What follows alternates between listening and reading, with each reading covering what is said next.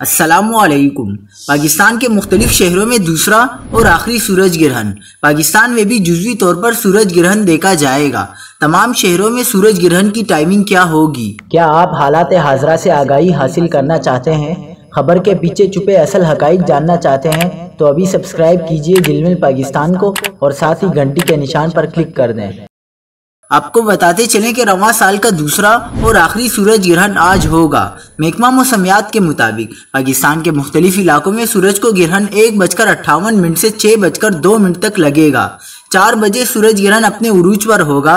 कराची में सूरज ग्रहण 3:57 से 5:56 तक। इस्लामाबाद में सूरज ग्रहण 3:43 से 5:22 तक होगा। इसी तरह लाहौर में सूरज ग्रहण 3:49 पर शुरू और 5:20। पेशावर में 3:41 पर शुरू और 5:28 और कोयटा में 3:44 पर शुरू और 5:51 पर खत्म होगा।